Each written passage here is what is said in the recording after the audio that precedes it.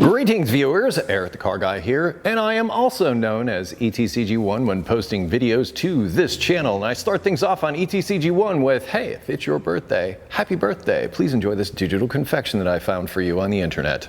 I'd like to, clarify a few things and once again bring up a topic that I've brought up in the past, and that is the future of vehicle ownership. And this comes about because last week I posted a video about the right to repair.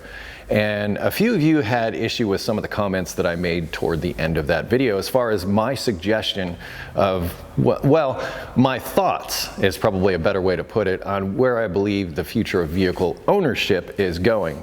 And a lot of you, specifically what I'm talking about is I envision a future where you won't necessarily go to a dealership and buy a car or go online and buy a car necessarily.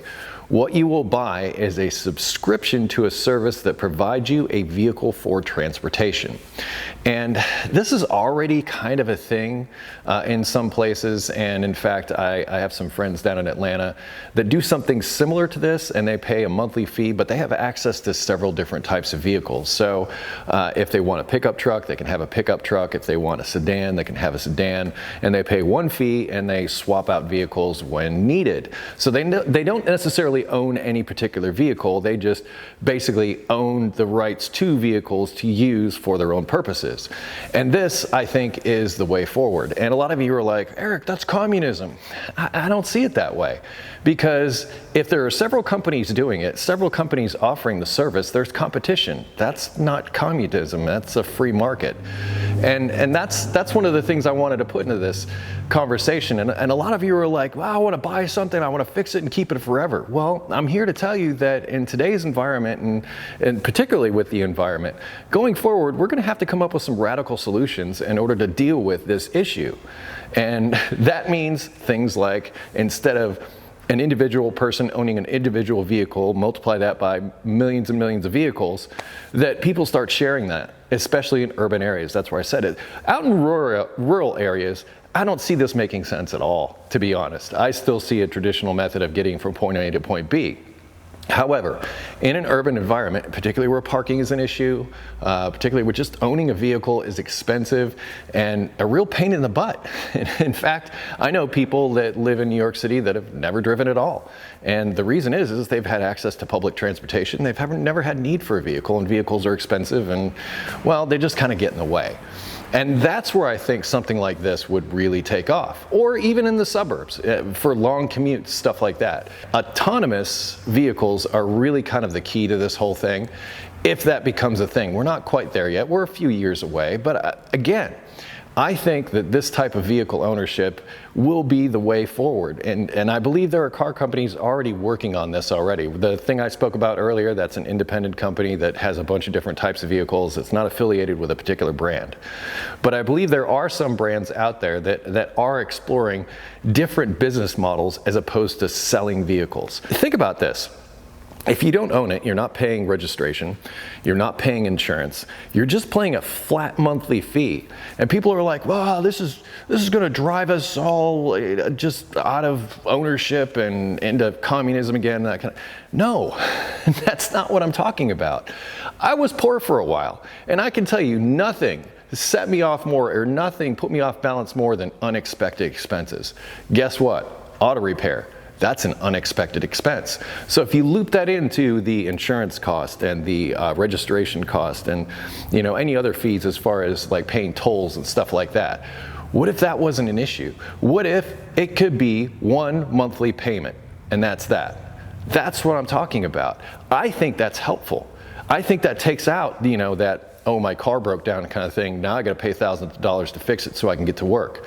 If that vehicle that you have a subscription to breaks down, that is not your problem. That is their problem. All you're worried about is that monthly payment.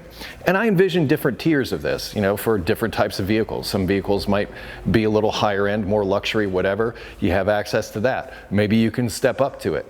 But I truly feel that the model of plunking down tens of thousands of dollars. To me, the price of modern vehicles is totally ridiculous. And I'm not worried about this because the things that I'm building and working on now, they're going to last me probably the rest of my life. And I really don't see myself going out and buying a new vehicle.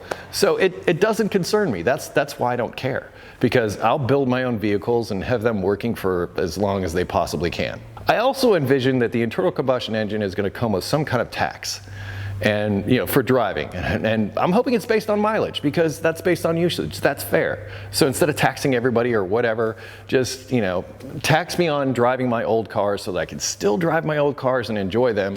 Yeah, I got to pay a little more for them, but okay, fine. If it makes you happy, if it's better for the environment, then fine, I'll be on board with it.